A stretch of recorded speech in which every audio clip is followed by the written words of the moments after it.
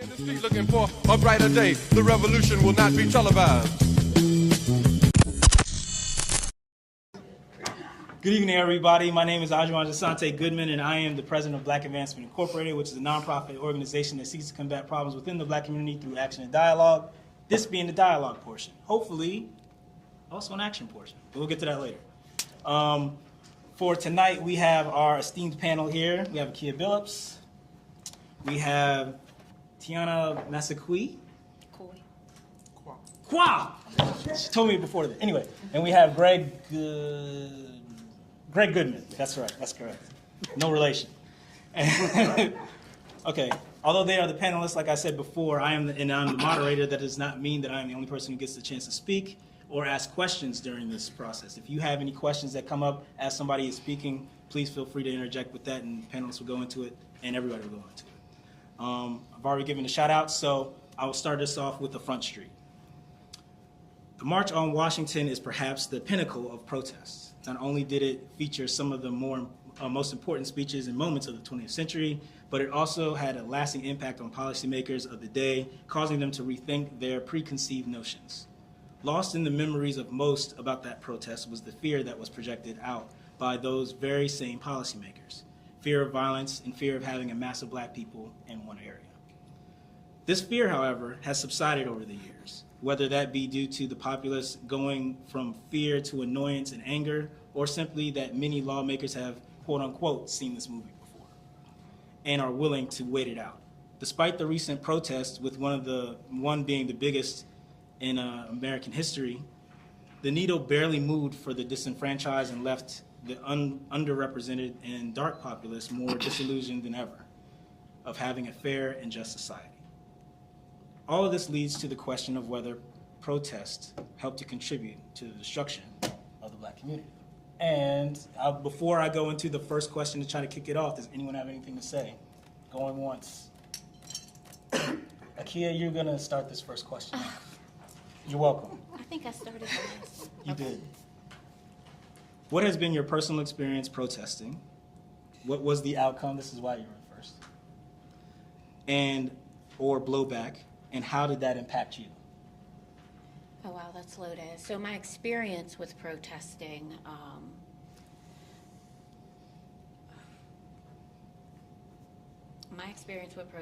would say, goes back to elementary school. Being called the N-word for the first time, being a part of Frederick County Public Schools. I went to Urbana Elementary School, and I can remember being called the N-word and just not understanding what that meant. And it was predominantly a Caucasian school, white school, and I remember talking to my assistant principal who didn't believe me. I also got accused of choking the white boy that said it. And I was devastated. My protest was I stopped talking.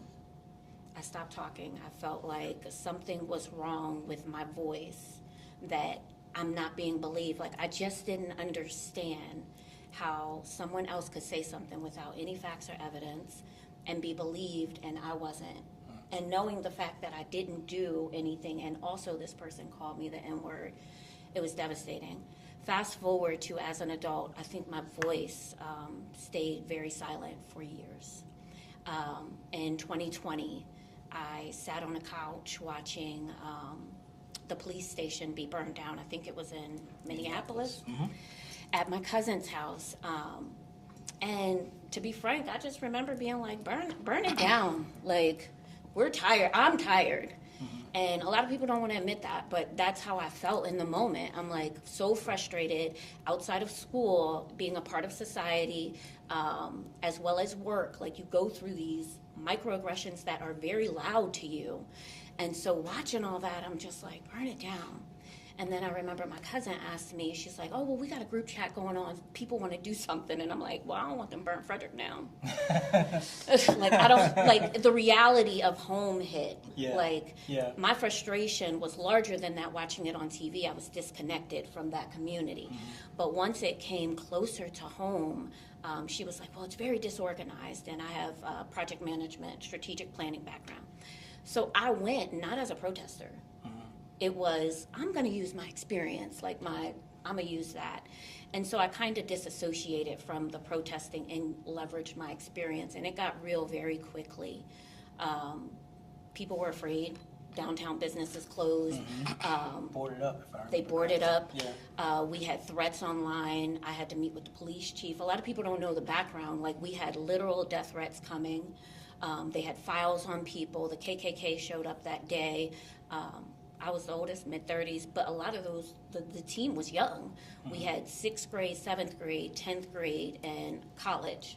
So they were very young, and so I took that very serious because safety was, anytime I'm planning anything, whether it's a protest or an event, safety is of utmost for me, and that was crazy. So I really tried to protect the kids. Like, they were getting videoed at the store.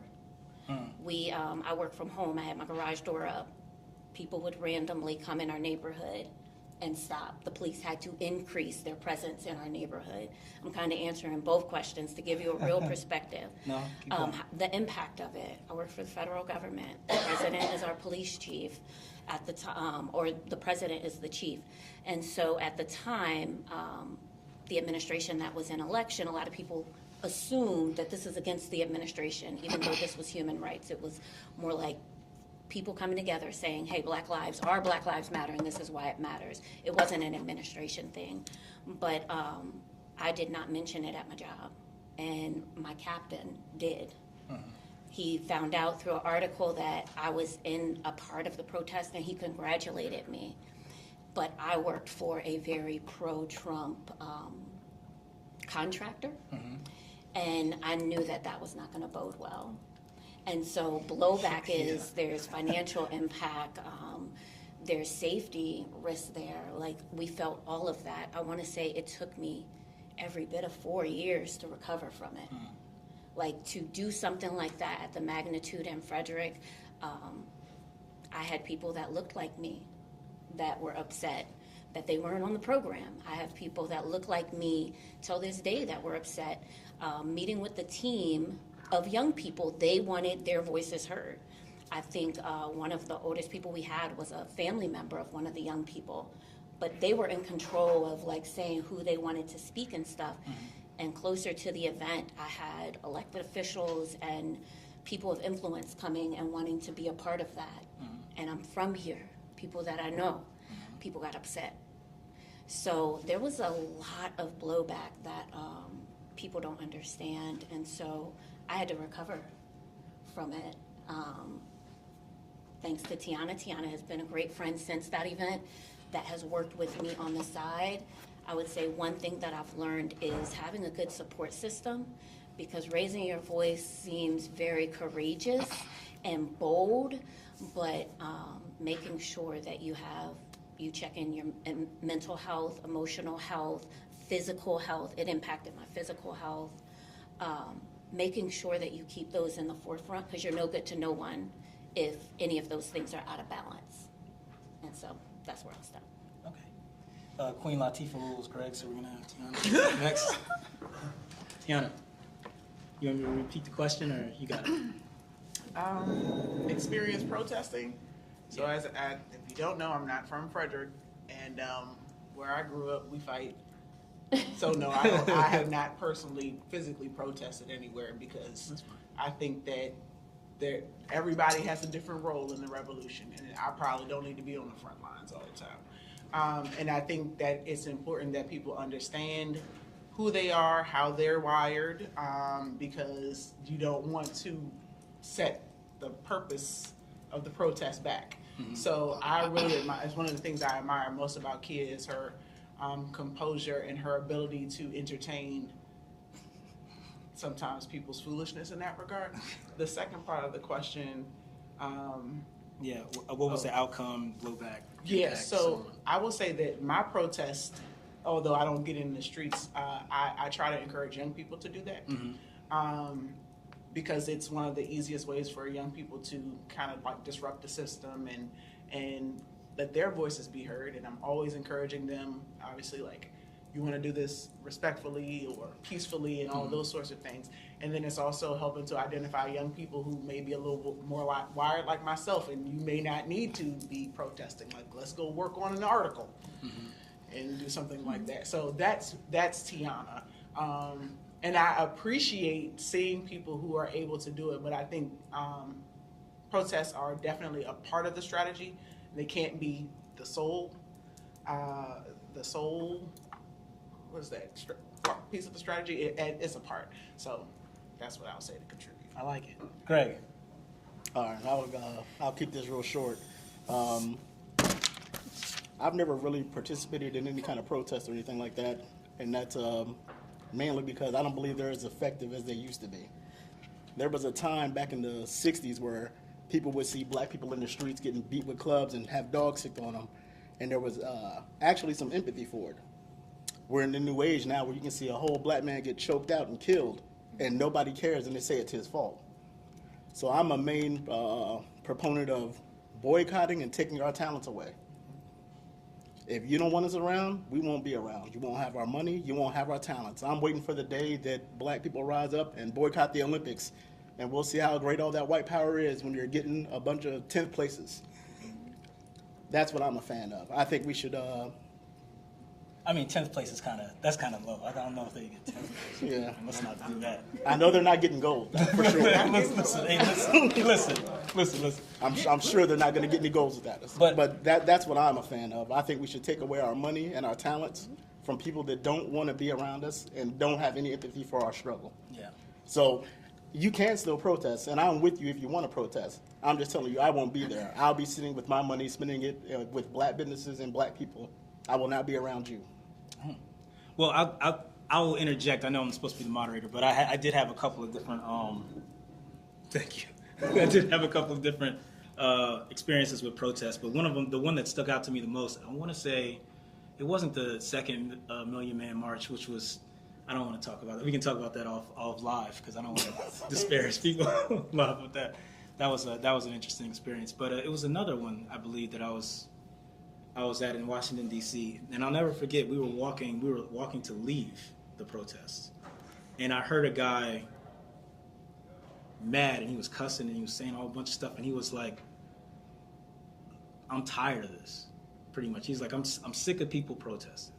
And at the time, I was younger, I was just like, I didn't really understand what he meant, but I think that what he was getting after is kind of what this forum is about today, which is kind of like the idea of a lot of people look at protests as the only thing that you do when it comes to resistance. And I think that he was sick of seeing people just walk around and march, because I guess let me take it back to the second Million March for just 1 second. I was walking by, I saw Erykah Badu up there, and I was like, oh, yeah, you know what I'm saying? I'm about to get something good. And someone was like, sing this. Sing this. That's what they were doing, as opposed to listening to her speak. So it was kind of one of those things where it was very disheartening when you went there. And I feel like a lot of protests have become somewhat of a sideshow and a distraction from what we're supposed to be focused on. But that was just my experience with it. I digress from that. Go ahead. And I have one more thing. Nowadays, too, with protests, they've managed to learn how to flip the script on us. Yeah. Where they've set it up to make us look like the violent ones when we're out there marching peacefully. And that is also something else that can be held against us during these things. I like the way that we're handling things now with this whole new Trump regime. We're not in the streets, we're minding our own business, and we're taking care of black business. That is it. That's the best kind of protest to me, where we leave it. We didn't create this problem, and this isn't our problem to solve. We've done all that we can do, and I think we've taken this thing as far as we can go, as far as marching and all these other things. Now we need to let the people that cause this regime to be in charge, it's their turn to go out there and do these things. We need to let them go ahead and do what they need to do, and we should stay back, take care of ourselves, and keep it moving. Go ahead, Kim. There's somebody in the audience who has a microphone for some odd reason. Go ahead. So, and also, just to take it a step further with this administration, like, they are targeting the black people that are going out and getting in front and, in the lines. And when you look at the Renee Good protests and the other protests, like, you see all these white people peacefully walking along, but then they're snatching up black people out of the crowds. But, that's there because we said we were staying home. And I feel like in general, like you said, they don't care. You know, I literally yesterday was watching a video of a man being attacked by a dog. They pulled him out of a car. He was already subdued. 3 cops were already on him, and then they let the dog go to attack him. And then while the dog is attacking him, they're going, "Stop kicking, be still, you know, stop resisting." I heard about this one. Like, Yeah. but a dog is literally biting him, you know, and people are just watching, recording with their phones. And the only thing that capitalists care about is their capital. That's Like, right.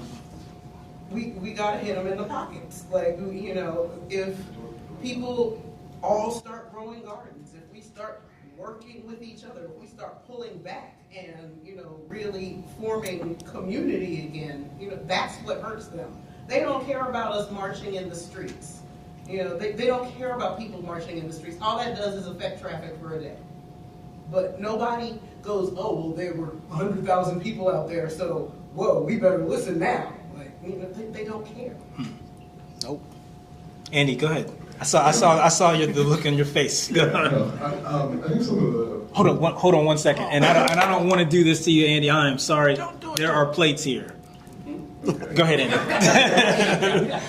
so I think some of the premises are incorrect. So like, and it's common and it's also understandable, where I think there's a perception that when people are protesting, that that's all they're doing. And that people are tired of people, they're just protesting and no one cares. But that's not really considering what a protest actually is. Like, there are different kinds of protests, right? There are statement protests where people are registering dissent, for one. So you're crafting a story.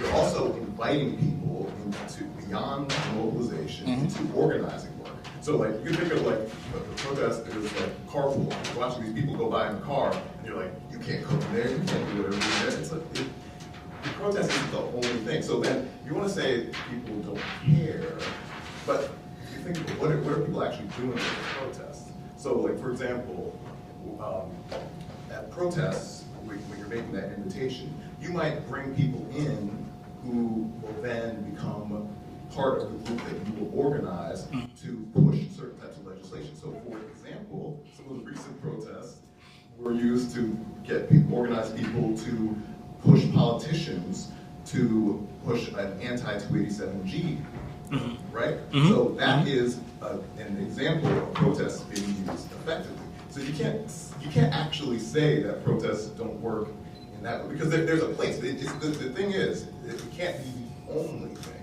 So you have statement protests, you have mass mobilizations, you have direct actions. So there are different types of protests. They all overlap. Like, you could have a mass mobilization that's also a statement protest, that's also a direct action, like what King was thinking with the Poor People's Campaign, right? That was meant to be a direct act, didn't actually go down. You also have things like Coretta Scott King, since at least the late 40s, was participating in like anti-war marches, right? She was out there before Martin, like you read in King of the North, right? Yeah. So and at one point, like in 1967, she was like really happy because there was when Martin started speaking out in the Vietnam War. Then she was like, oh, now we can march together, because what she had been doing is, unfortunately, black folk had been staying home, and she'd been out there protesting with a bunch of white women and some white dudes until that point where there was I forget the name of the march, but there was a march she was asked to co-lead that was named after some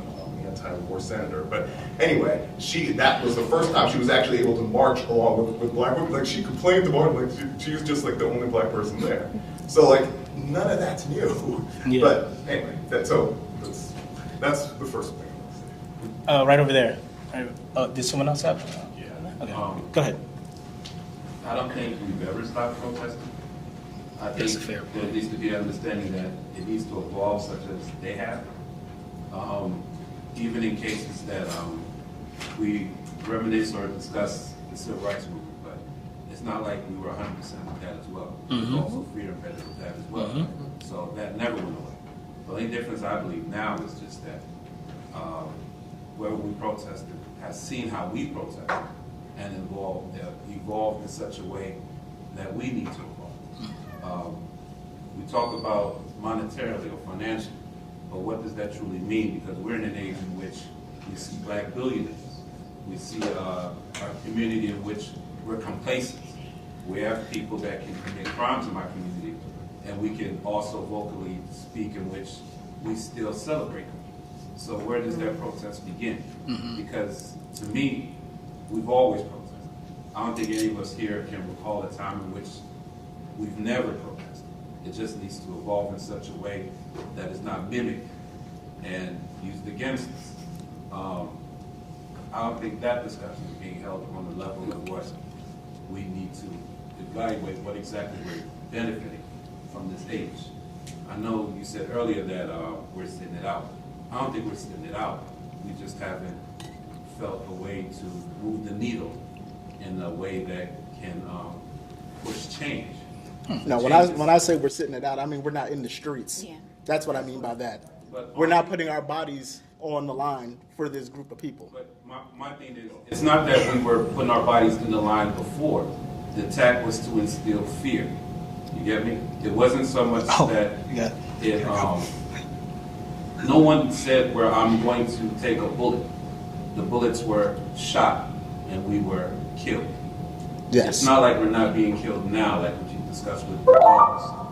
It's just in such a way that involves a fear that people don't think it's worth it because it's a sense of complacency. You say you find it to be complacency as opposed to people like actively saying like, No, I'm not gonna do it. it's not complacency, it's strategy. Like for example,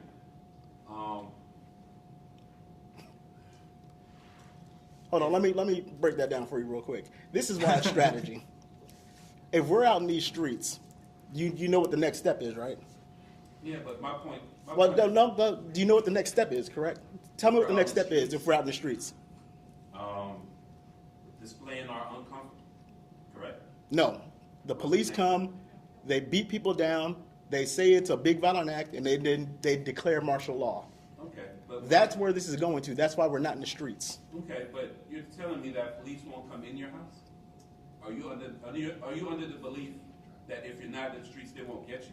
That's my question. No, I'm not saying that they won't get you. I'm saying we're not putting ourselves in harm's way for them to do this next step. But to me, So it makes it way more difficult for them to go to that. My thing is the complacency is the belief of thinking that you're safe just because you're not in the streets. Nobody said you're safe. No, but No one that's- says but safe. That's my point. By believing that you're not in the streets is the complacency of thinking that you're safe.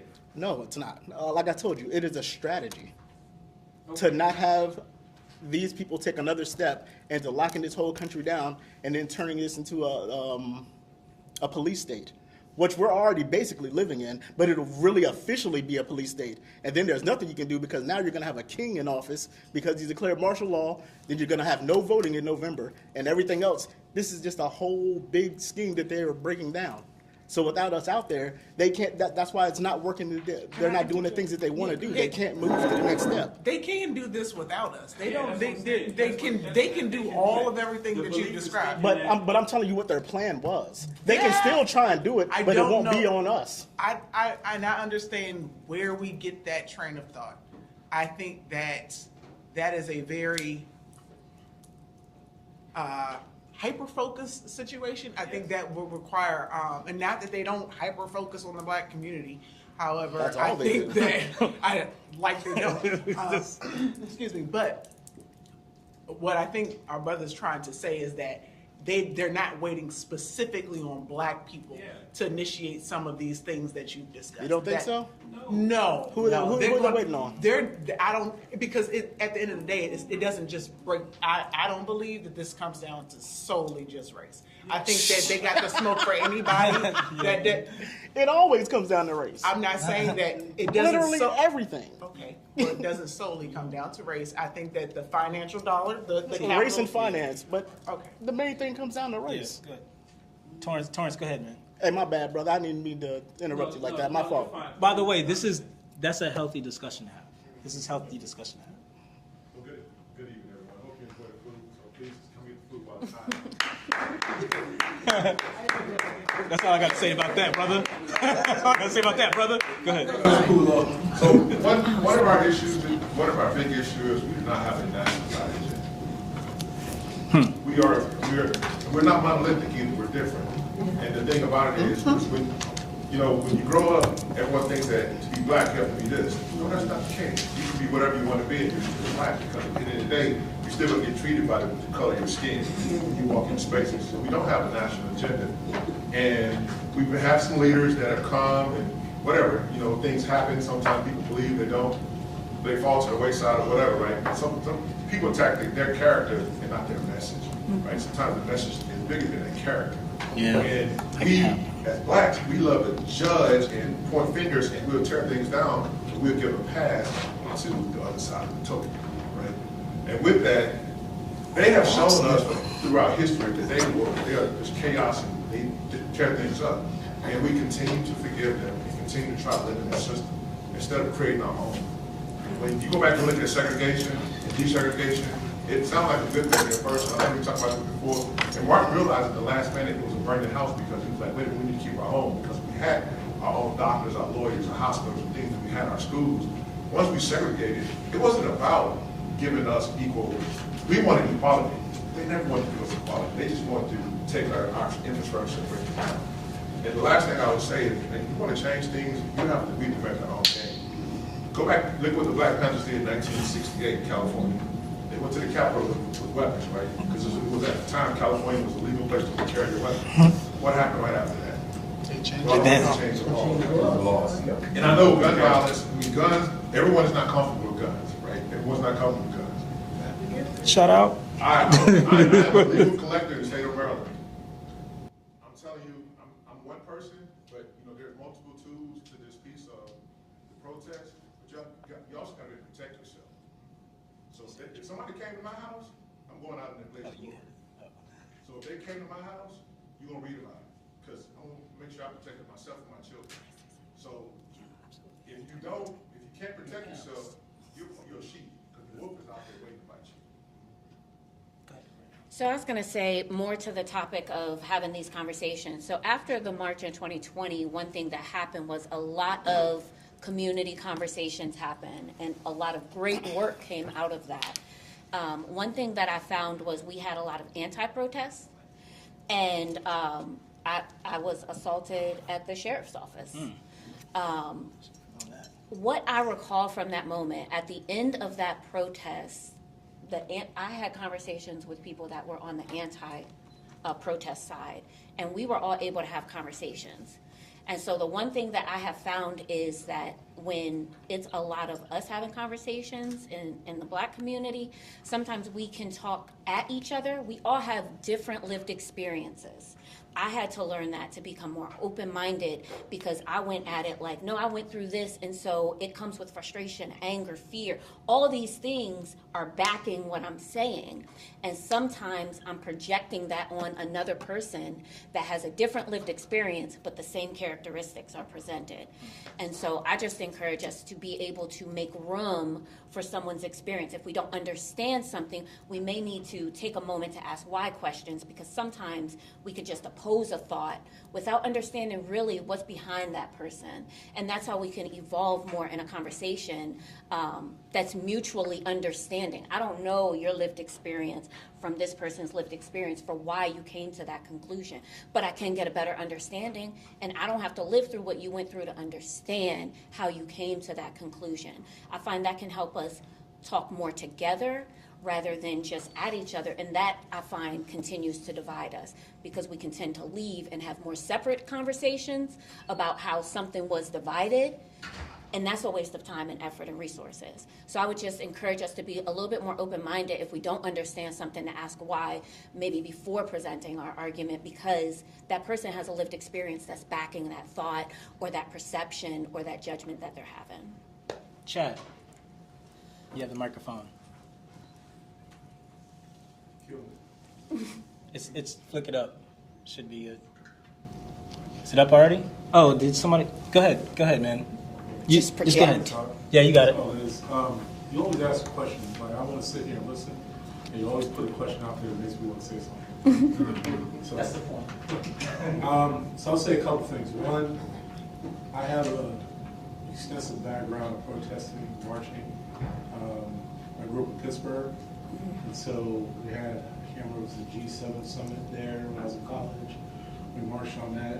Johnny Gamage was killed in Pittsburgh. We had a march on that. Freddie Gray, when I was down here teaching in Montgomery County, I did to Baltimore for that. The Women's March, I went to that. I went to Florida, march against the Proud Boys. Everybody sees the march, but you don't see the organizing for power that's behind the march. Yeah. There's a lot of organizing for power. And I also think sometimes, you know, we as African Americans, as black people, we always try to stay insular.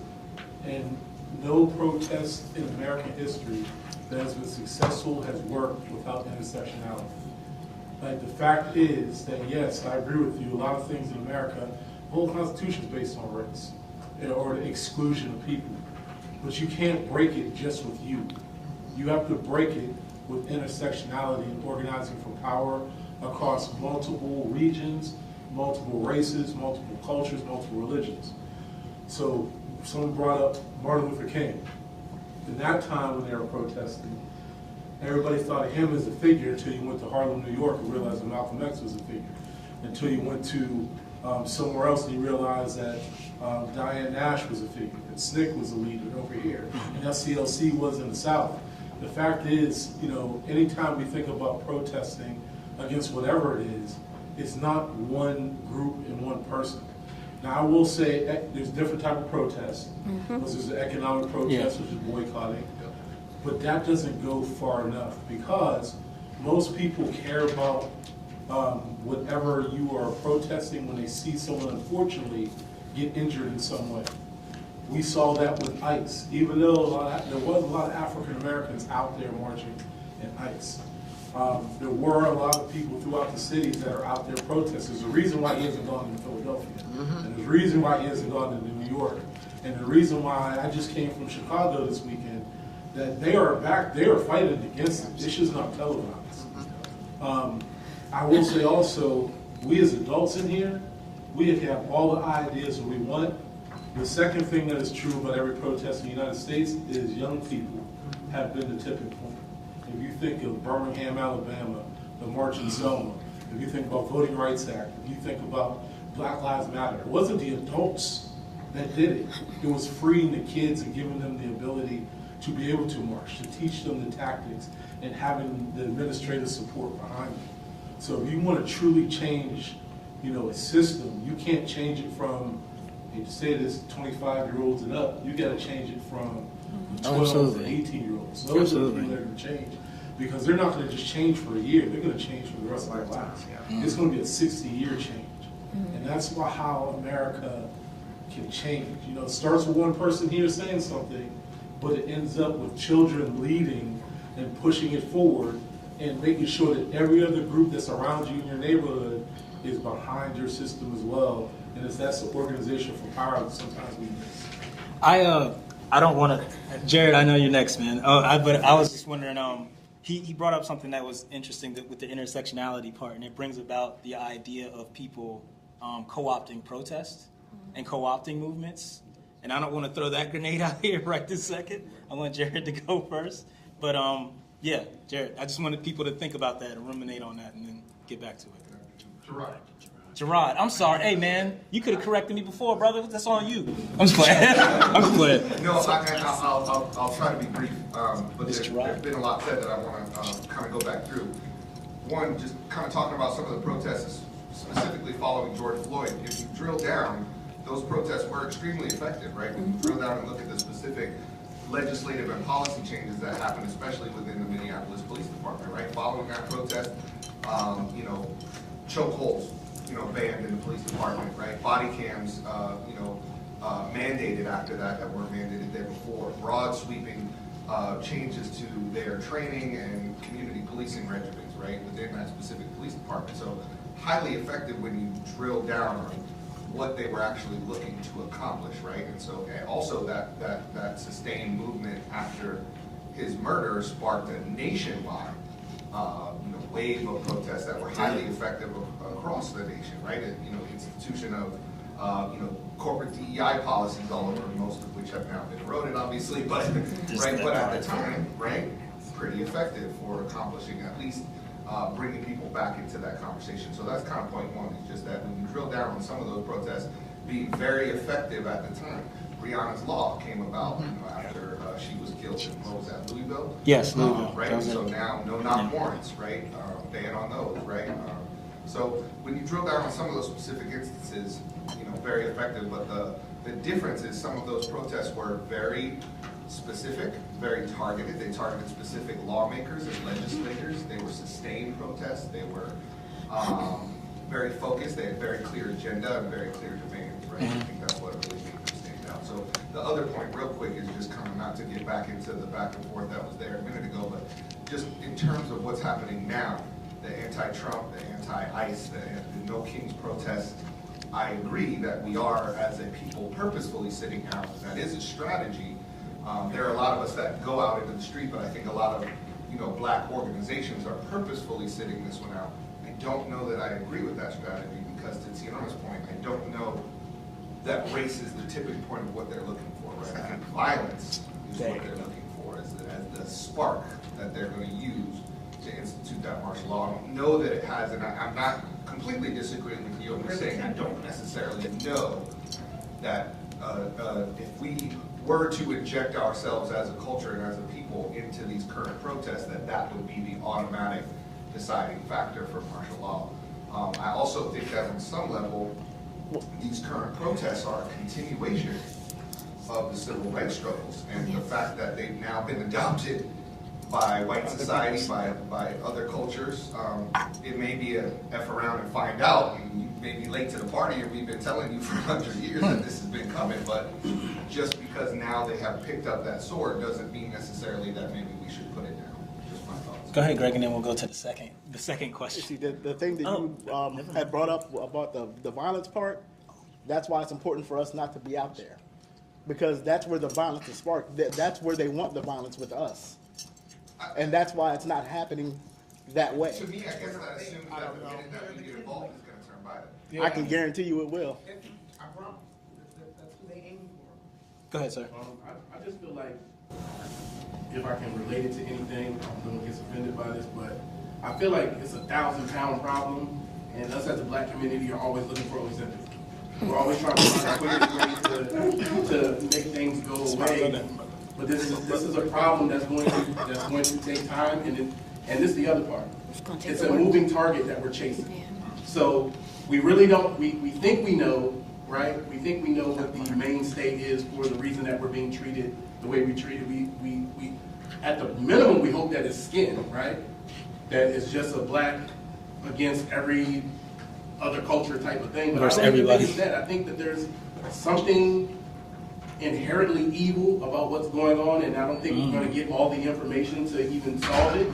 And I think that's why the target is always moving. I think that we're going to have to diversify. I think we're going to have many different angles. Some people are going to have to sit at home and not spend their money. Some people are going to have to go in the streets and knuckle up. Some people are going to have to sit amongst advisors.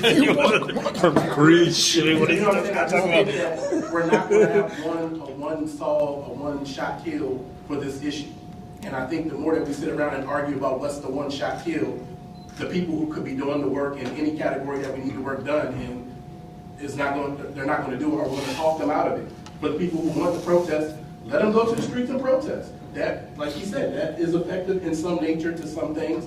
And for the people who need to sit in the boardrooms and the community forums and all those type of things, let them do it. I say we need a multiverse approach situation. Yeah. We can't just keep looking for the one-shot kill. Like, I don't think anybody here is advocating for a one-shot kill. Yeah. To be clear, but I understand what you're saying. That we get into like protest, the word in itself looks like one thing, and it's another. Yes, it's people just hitting the street. Yeah, it's really a bunch of things. It's hey, you know how I protest? I take care of my family. I try to be a good father and a good husband. That's one way I try. Right? I might not. I've been in the streets. I've sat in rooms. I've sat with collectors. I sit with organizations. But I think that we're going to have to understand that we're facing a moving target, and it's going to take a bunch of different angles to actually catch it. Yeah. One more, since you want to tag on at the end. Go ahead. Go ahead. I think fatherhood's a great protest, brother. Hi, everyone. I'm Shamika, and I've been teaching for over 20 years now. And speaking of diversifying, I don't go out in the street. I have bad knees.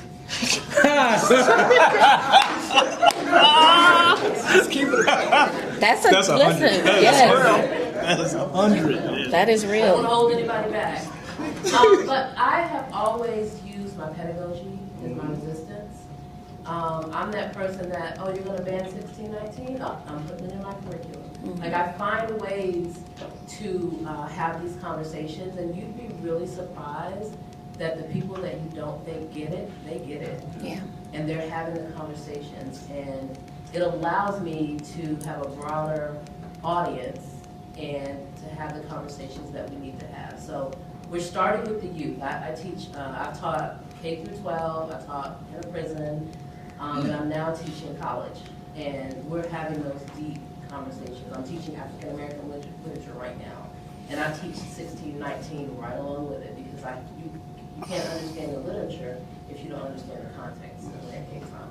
I also ride around in my mobile bookstore with all big books, all Black authors. And you talk about supporting Black businesses. Right there. One book won't babysit. But honestly, and my biggest customers, believe it or not, don't look like us.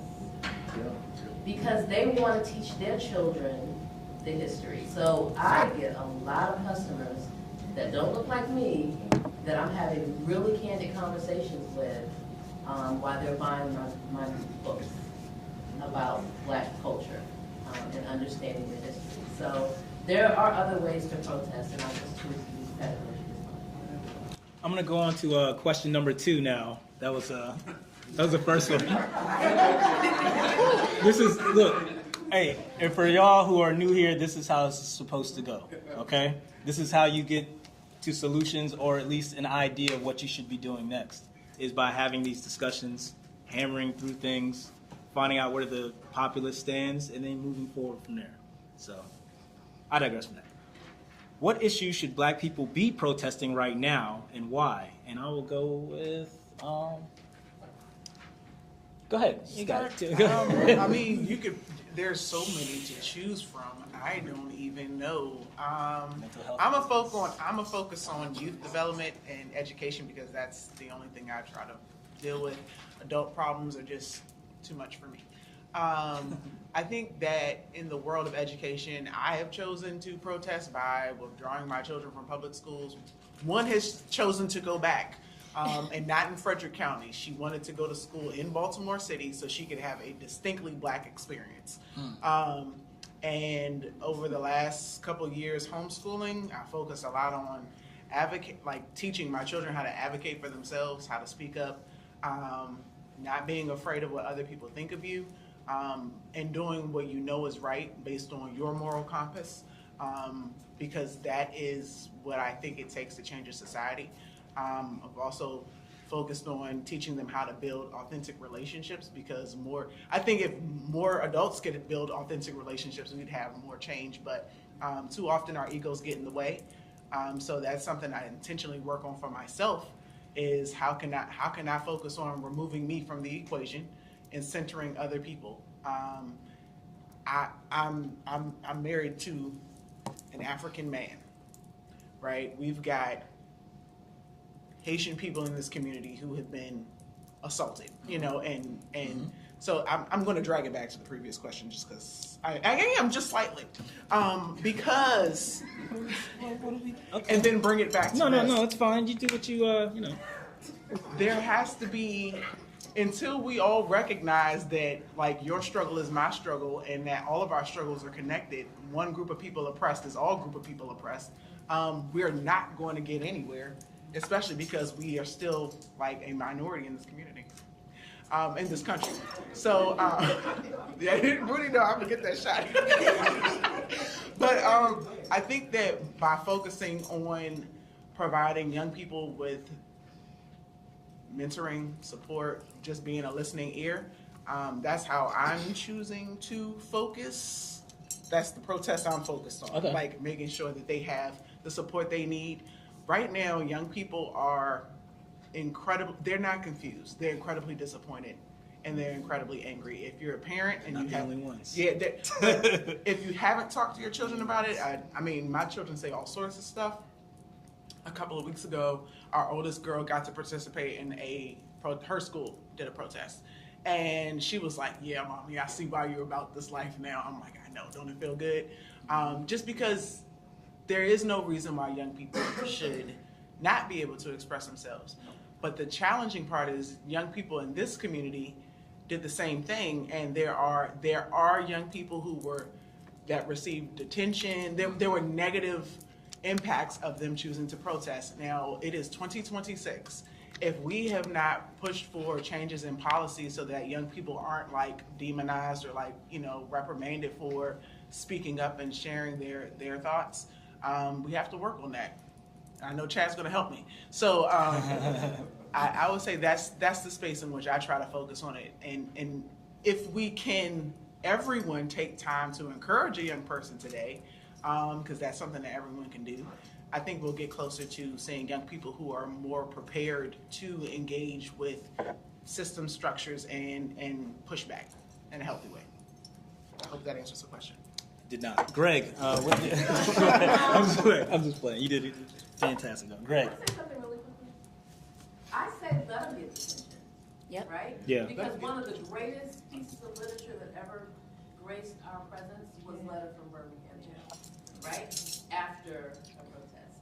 So let them write a letter from the detention of Monocacy, whatever school, right? Sincerely yours, The Breakfast Club. I agree with that. I think that they should be able to learn from that. But then on the other side, like we will always want to hope that we're changing laws and policies and procedures that like make it harder for them to do that. So I think there is benefit, obviously, to that, but like scratch the policies where like kids are just getting blanket detention. If they didn't damage anything or anything like that, then like what are we really talking about? But I use the opportunity to learn from it and grow. I just want to say, it's not an opinion that a lot of people like, but on the flip side of that, right, I agree with let them get detention. Because one thing that came out of my experience in protesting was being educated and informed about what backs the outrage. I had a lot of conversations where people were upset at police brutality and not understanding that the law enforcement Bill of Rights protects them and how they protect them. So I got informed about that. I got educated about that. I sat on a committee that went to advocate against some of those rights that law enforcement officers have. So we have to, it is in my opinion that we have to be careful with being upset at the consequences that they get, because I also look at that other side. If someone was protesting in support of ICE, they have that right as well. And for us to say, oh, don't get detention, I feel like we will still have outrage against someone else's protest if we don't agree. And that's not the only perspective, but that can be another perspective. Are we going to make that even? To say if you're protesting anything. So there's policies that exist within school. We have Board of Education here. Like, get informed about that and then organize, strategize to make change. But like you're saying, encourage young people that positive can come out of those consequences.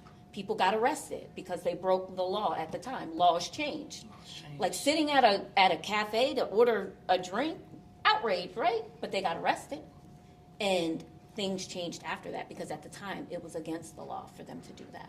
So I think it should advocate for other actions to happen so that those things can be a rite of passage without consequences if we're looking not to have those consequences. Well, then what's the point of protesting? Well, not. Calm down. What is the so if you want young people to speak up and express express how they feel, why? Yes, if they have any sort of pushback, for or against whatever the issue is, of course they should be able to do that. I'm not saying it's just if you're against the current regime or not. I think I'm confused as to then why would we not want to change something that's making that could be seen as a barrier. But that's not. I don't think that's. No, I'm saying change it. You're saying, But change don't it. like there were people in the community that were outraged. Like I was participating in conversations where people are like, they shouldn't get detention, they shouldn't do this, they shouldn't do that. Well, what is Frederick County Public Schools policy is what I would say. What is the policy? If you walk out of policy needs to be class, changed. if you walk out of class, then this is the consequence. And people that I was having conversations with was arguing against them because they believed in what they were protesting. Okay, gotcha. And that can be very dangerous, especially within a school system. So if they are getting consequences, I love the idea that you said. It could be an opportunity to help empower them in the consequences, flip it from a negative, because they may not understand, I'm protesting something right, I stand for this, and now it could come on top of them to make them feel more disenfranchised if they don't understand how to be empowered with the consequence. So I'm all for it. I'm just saying that those conversations got very heated after protest in the community, and my thing is, it's in Frederick County Public Schools. Do we understand what drives the consequences or what we could do? Because consequences are going to exist, whether it's Frederick County Public Schools or we shut down 70, we could still have consequences to a protest. That's all I meant. Not do it, not support them, but just making sure we're having a big picture conversation about it and not just advocating for something that we support and saying don't give them consequences because of where I personally stand and what they're doing. Does that make sense? Let me let Greg answer the question. Oh, no, then she can we'll go first. Oh, she can go She can first? go first. It's all Go ahead, right. Shanice. Okay, so what did Senator John Lewis said? Sometimes you have to get into good trouble. Yep. I was just reading that story to my kindergartners the other day, because sometimes you may do standing up for what you believe may get you into trouble, but you don't encourage people not to stand up because there's the fear of getting into trouble. And like John Lewis said, you know, when I grow up, I want to get into trouble. But that trouble was, your mom said, if you do this, you're going to get into trouble. He said, but I'm going to get into good trouble. So sometimes having that consequence is a part of the struggle. Policy change is great, but understanding that if you're standing up for something you believe in and you really believe it, do it. No matter the consequence, because you're making change. And out of this change could be a policy change because people got in trouble, but they had to do it first. So I would say, I would encourage kids to get into good trouble for the sake of what they believe, because I don't think you should back down from things that are important to you. All right, Greg. I'm going to repeat the question. What issues should Black people be protesting right now, and why? That's hard to say because not everyone has the same issues within the Black community. I think our main protest should be things like this, organizing and focusing, because we all have the same goal. We all have different ways to get there. Some of my ideas may be off-kilter. Someone else's ideas may be better than mine, or vice versa. But that's where our protest needs to stand in the organization. Like you were saying with the protest, it's more to it than just in the streets. It's the stuff behind the scenes. I'm more focused on the stuff behind the scenes and not being in the streets. That's where we need to be organized at. From there, we go to local governments and everything. That's where we make our noise at, in voting booths and pressuring our politicians to work for us. Walking in the streets, I think those days are over because those are just a whole lot of extra brutality and stuff that could be seen, and things that are going to be made to look like we're out here being portrayed as animals because someone did something that they deem as violence. Behind the scenes is where we need to be more so often, and we need to be more focused on our struggle. We are too inclusive at this point. We just saw an election where every other demographic voted against our interests. So obviously they don't care like we thought they cared, because we've had everyone's back for the most part in this country. All the Latinos and everybody else, we've stood by with everyone and tried to build a whole rainbow coalition, or coalition, whatever. New coalition. Yeah, whatever, however you say it. I got a lot of detention. Don't worry about it. But we need to That be was more. not good trouble, by the way. Yeah, it was the worst kind of trouble. Believe me. Lucky I graduated. But point being is, We need to organize amongst ourselves, and then we can all find a focal point which will work best for everyone within the diaspora, and move on from there. So things like this, these kind of communications, is where the process should be held. From here, then putting pressure on our local politicians to push these things forward. I think that's where we need to go. Okay, I'm gonna repeat the question for you. Oh, I'm sorry, I was. No, go ahead. Do you want to go right after? No, you can go ahead and go. Go ahead, Andy. Yeah. No, you got it. Go ahead, bro. Get it while it's fresh. Go ahead. Yeah. So, the thing that you were saying that prefer to be more behind the scenes, that's cool. But the thing is, behind the scenes does not mean, and the value of behind the scenes, which is, I think, more, does not mean that there's no place for being in the streets, or no place for being on the sidewalk, for protest, for like overt protest. Because again, different kinds. You have the statement kind, direct action kind. You have like smaller, like the mass mobilization, and those protests can enable some of the behind the scenes stuff. Like I just gave the example earlier, where you're at a demonstration, you have tables set up, and people are signing up, they're giving donations that you're using for supporting immigrants affected by ICE.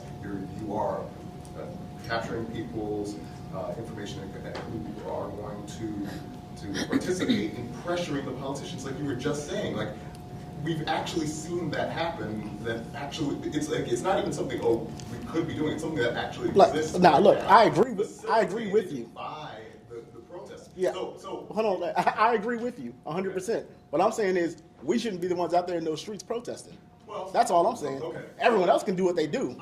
We shouldn't. know that the white folk by themselves will get this right. That's actually why Right. I don't believe that. I don't believe that for 1 second. White folks know how to protest. You know how I know? Because I've seen them all spitting and throwing rocks at a little girl trying to go to school for the first time. They know how to get out in the streets and cause trouble. And I don't look. What point I'm making is they know how to get out in the streets too, and let them. We shouldn't.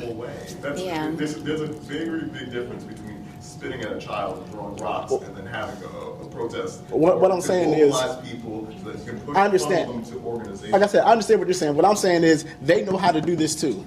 I've seen them go out there and protest before. In this country, yeah. Look, Yeah, they've gone out there and protested. We don't got to join that. Coretta Scott King in his late 40s on protesting mainly with white folk, right? Until Exactly. until 60s. Like I said, so they know what they're doing. But I think I'm not necessarily asking for the majority of black folk to be involved, but there are going to be some of us who will be doing that. That's fine. Yeah, I saw you out there. Yeah, that's fine and dandy. You can go out there in those streets if you want to. I'm just saying mainly we should be behind the scenes on this. We might be behind the scenes and in the streets as well.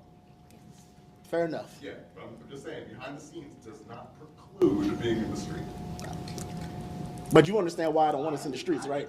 you get the point I'm making. Especially right now. Yeah, right now. Our targets right now. Yeah, I'm not saying this never worked. I mean, we still got to get from point A to point B, y'all. Like, they literally have never needed us in mass in the streets to target us, ever. That is, like, literally American history. But I get what you're saying. It would What make I'm saying it is, may seem like we're an open target. Why make it easier for them to get us? Is it really that much easier? I don't know. Well, I really yeah. don't know. I would say yes. I would say yes. They need the spectacle. They need the spectacle. They need that show. Yeah, you can jump hit in with if the you want hose or bitten by the dog or whatever You to can jump get in the if you want rage to. to get everybody out so they I said can this- enact the martial law. Yeah, it's to bring forth right now. I said, y'all have read a little bit of Project 2025, right? That whole thing? The entire education portion. Yeah. All this stuff is in there that they're trying to implement. Go ahead, man. Go ahead. I want to add this. I understand how you feel, but remind everybody we're not a monolith. That's what I said in the beginning, the bro. reason why I say that is because, and I apologize for the reference, but everyone's heard of Star Wars. Heard what? One particular show. Again, I apologize. Star Wars. Hold on. Hey, take the microphone from that brother. Get the brother.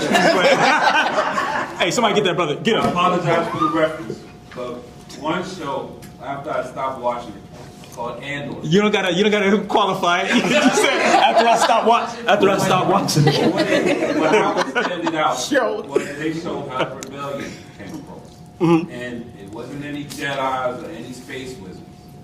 It was a group of angry people in different pockets who wanted to do something. Some were more violent, some were more secretive, some were more overt, some were more covert. But it didn't really get rolling. So they brought them together despite their differences. But each one added an element to the overall struggle that made them change the needle. One were terribly violent to the point that they were blowing stuff up. They had their say. There was another group that was secretly supplying people with weapons. They had their say. But overall, no one was wrong in their decision-making process. They just added more to the pot in ways that they felt that it could happen. If you feel you need to be out in the streets and you could effectively cause attention to yourself, do it. If you feel that by educating people on what the past provides to people who are confused, do it. As long as it pushes the needle to bring more attention to change. I'm not going to sit here and say I protest, because I don't. I'm fearful. I don't want no club on me. I don't want no dog on my leg. At the same time, I will rah-rah you to a point if you think you can do it. And I'll hand you that whatever you need in order to get it done and have people bail you out when you get out. Hey, that's the kind of support we need out here, brother. Oh, sorry. But, again, it's your passion and how you want to display it. We're kind of on the same page with what you said. Yeah, but again, that's what makes. But I can't sit here and say don't protest. I can't sit here and say don't teach your kids. You get me? Who would ever say that? Yeah, but some people. People tell you not to. Where did that come from? Okay, interesting that you should say that. I grew up in an African household, so when I wanted to make change, my parents were like, "No, we don't want you in jail. Go sit down. Leave those people alone." That act of fear of seeing your loved ones get hurt is a visual thing that people are afraid of. So when I say that, it doesn't come with the understanding that they don't want change. It's that they don't think your loved one's sacrifice is worth it. You get me? So when I say that in that regard, it's not like people don't want change. It's what kind of sacrifice do those people need to give. Yeah, that's what I said in the beginning. We all have different perspectives, but we all have the same goal. That's why things like this are important. Yes. This is the kind of protest that we should be. This is what we need to do. Justice. Discuss, figure out, and find the best way for everybody to move. I'm gonna ask you the question again. Okay. What issue should Black people be protesting right now, and why? So I'm going to piggyback off of the conversation that's been happening, and from my own experience, it's whatever impacts you. Because we're not a monolith, because we don't all have the same experiences that drive our passion, our purpose, our mission. We all have different purposes here on earth. Like, figuring those things out can really drive you. One question that came out of being known for the protest, like I was an educated protester that could say this is why, one thing that I would tell people was, like, find your passion, find your tribe.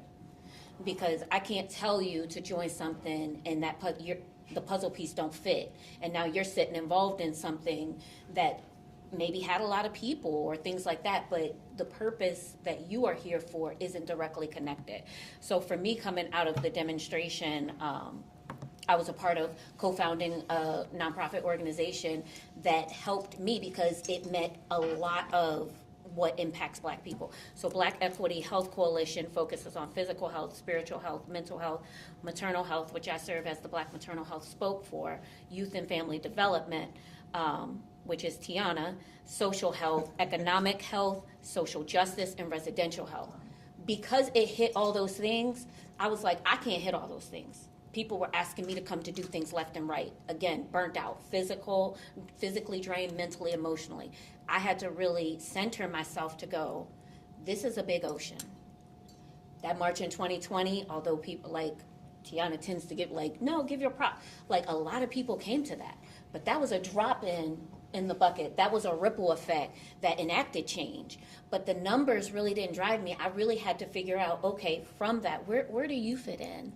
What are the things closest to you? And Black maternal health is. I had my own near-death experience as a Black woman. I had a cousin that passed away after childbirth.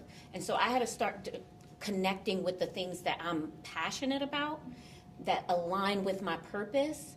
And I found that I didn't get burnt out so easy. I wasn't as drained. I had to start saying no to some things. People don't like no. I had to learn to say no. Growing up in fear and things like that, my lived experience, I didn't necessarily know how to say no. That thing of people pleasing and just saying yes. My husband's shaking his head. I will say yes to everybody. And then I'm coming home and he's like, you have nothing left for your family. And so I encourage people to get in touch with themselves. And I said this, right? She's triggered right now.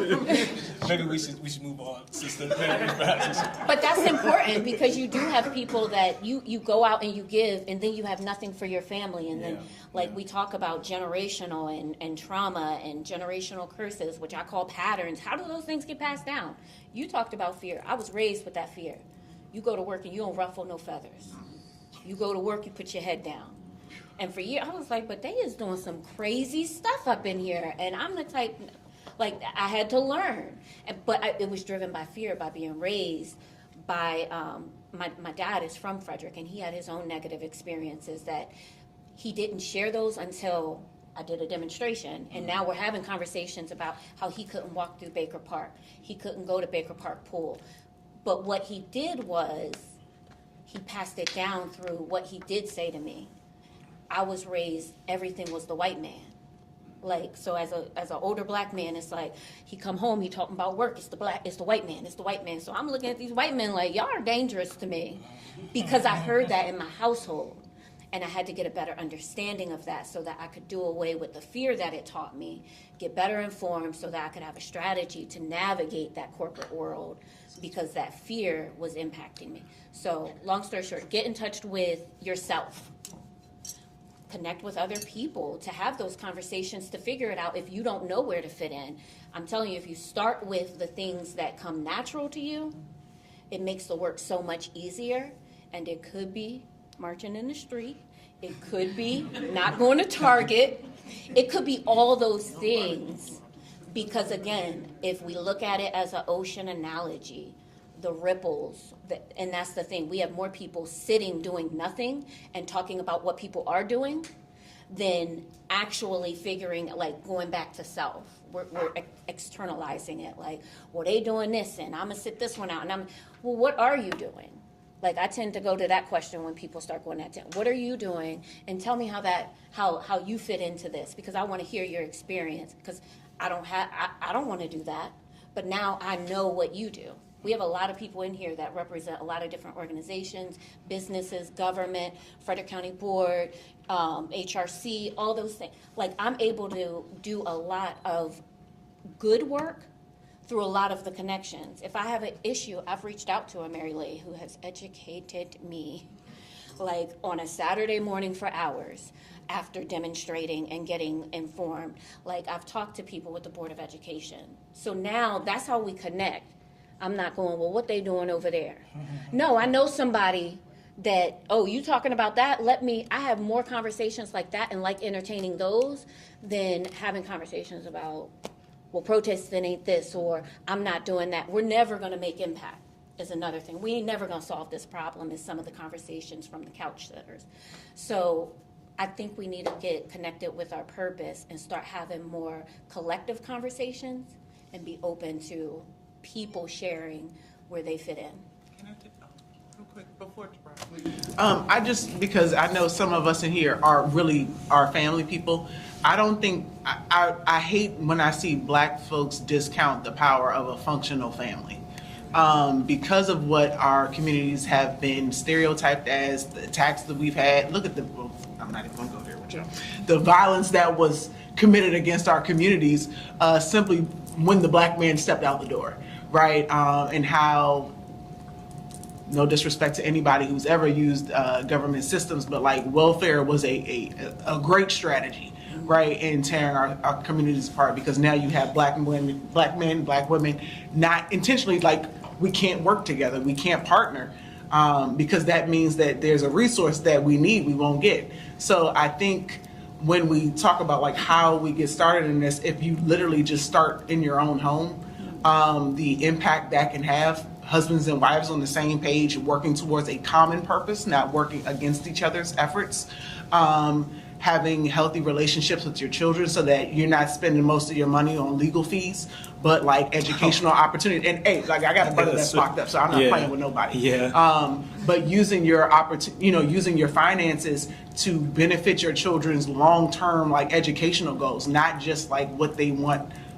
No disrespect to Roblox or anything else, right? But like we have to think a little more intentionally about what we're doing within our homes on a day-to-day basis and how that could be a launching point for that. That's right. I don't know that this is working, but I'll break out the MC voice. I wholeheartedly agree with what you said, Akila, and that finding your own passion, that you are passionate about. Akia. Akia. Yeah.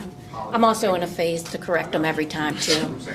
It's my fault. I started the whole thing. My bad. But I think that's absolutely right. But if the question is, what should we, as a larger people, be protesting right now? I think, the SAVE Act, for one, right? I think when you read that legislation, that is probably the single most blatant piece of voter suppression legislation to ever surface. Some of the key tenets of that bill would undo massive portions of the Voting Rights Act instantly. I think some of the things that are happening underneath the radar with, midterm gerrymandering and some of the redistricting that's happening, that rewinds the clock all the way back to some of the initial strategies to steal, our power at the ballot box. So I think that's probably one of the most important things we can be paying attention to, is preserving our right to show up and cast our vote. And also, while not very sexy or engaging, is a lot of the efforts to erode the DEI policies, the economic opportunities that we fought so hard for, right? I mean, we look at the federal DBE program, right? The restrictions on federal government contracting, the programs that we fought so hard to put in place. This is kind of like the area that I live in, so I'm paying attention to it. But when you really look at what's happening across the board to erode and take away some of the economic advancement that has been fought so hard for and won, we're not paying attention to it. That can be catastrophic. So I think that's something we should pay attention to. And really, if we are fighting for something or protesting about something, it would be something like that. But it's kind of hard. Again, it's federal contracting dollars and set aside programs are not necessarily sexy or sexy to me. So I don't mean to cut in. I'm sorry. I don't mean to cut in, but we're running low on time, and the panelists haven't eaten yet. I'm talking about myself more than anyone else. But with that being said, what's being handed out to everybody is we are a solutions-based organization. So we don't just come up here just to get people riled up. Yeah, I'm sorry. You're not making fun of me because I bring my cheaters. I can't read. Some people do not have their readers on. Please be careful with these documents. But these companies that you see are some of the companies that heavily supported basically getting rid of DEI in one way or another. Now, I don't expect everybody to go out here and take all 119 companies and be like, I'm not doing any of this, right? None of these things, because that's just not logical for people's lives. However, if you are thinking about boycotting some of them or getting other people to help you protest against some of them, this is probably a good place to start. So as an organization that is solutions-based, we said, hey, maybe we can give people a baseline to start. Target's not on here. Target's already well known, I think, at this point. But they also did not. But also, this is the list of people who donated very heavily. Go ahead. Actually, I'm sorry. Before you do, I'm gonna try to wrap it up, and then I'm gonna let you go right after that. Okay? Just give me 1 second, Ms. Chuck. I promise.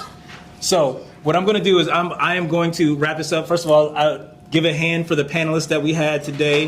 I think this is robust discussion.